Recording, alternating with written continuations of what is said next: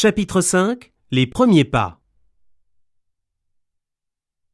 Quelques semaines plus tard, Anne a été chargée par son nouveau patron de recevoir Frédéric et de le briefer sur la société qui vient de l'embaucher. Je suis heureuse de vous accueillir officiellement dans notre société. Vous avez sans doute des questions à me poser. Moi, j'en ai une indiscrète. Est-ce au Canada que vous avez bronzé comme ça? Non, je rentre d'une semaine de vacances à Saint-Tropez. Vous avez de la chance. Mais je crains que les vacances ne soient terminées et pour un certain temps. Nous allons veiller à ce que vous soyez suffisamment occupés.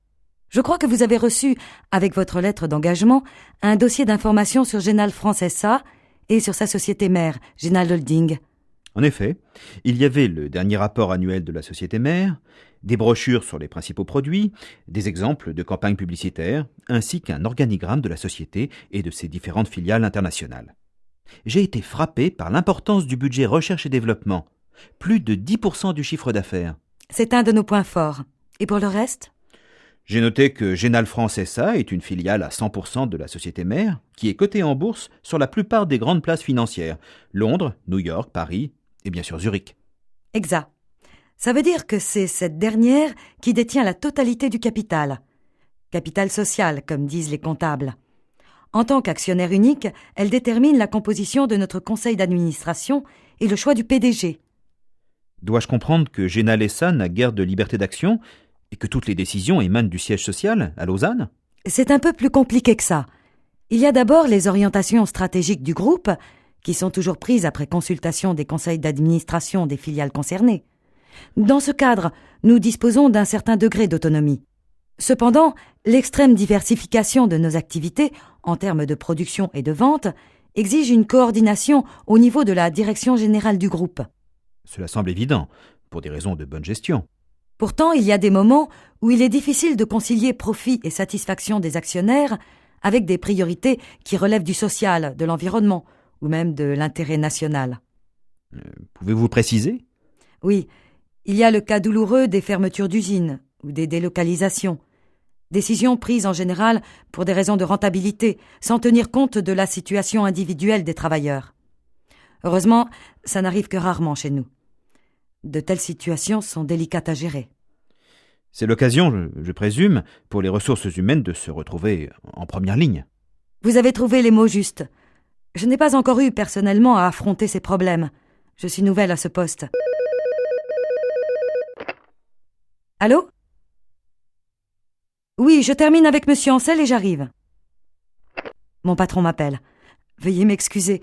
Nous aurons l'occasion de nous revoir bientôt. J'espère. Exercice. De quelle mission Anne a-t-elle été chargée par son patron? Elle doit briefer Frédéric sur la structure et les activités de la société qui vient de l'embaucher.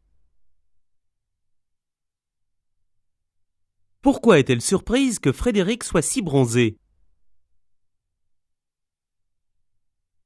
On n'associe pas en général qu'Anna est un bronzé. En fait, Frédéric rentre d'une semaine de vacances à Saint-Tropez. Est-ce qu'elle lui laisse entendre qu'il va avoir du temps pour s'adapter à ses fonctions? Pas du tout. Elle lui annonce assez brutalement que les vacances sont terminées et qu'on va veiller à ce qu'il soit suffisamment occupé. Par quoi Frédéric a-t-il été particulièrement frappé? Il a été plus particulièrement frappé par l'importance du budget recherche et développement de la société mère.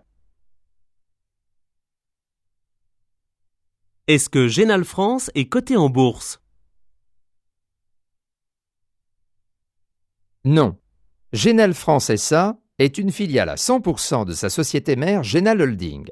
C'est cette dernière qui est cotée en bourse. Qui détermine la composition du conseil d'administration de Génal France et le choix de son PDG? C'est son actionnaire unique, c'est-à-dire Génal Holding. Dans quel cadre peut-on dire que Génal France dispose d'un certain degré d'autonomie? Dans le cadre des orientations stratégiques du groupe lorsque ses activités sont directement concernées. Son conseil d'administration est alors consulté.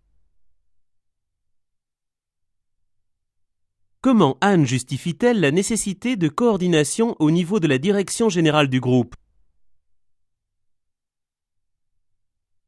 Elle la justifie par l'extrême diversification des activités de production et de vente.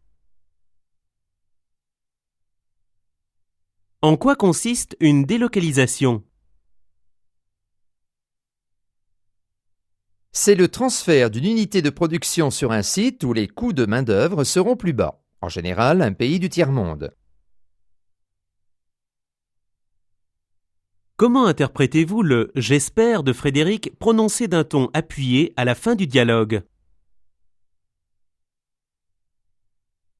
Frédéric a apprécié la conversation et la compagnie d'Anne. Il ne fait pas de doute qu'il sera heureux de la revoir.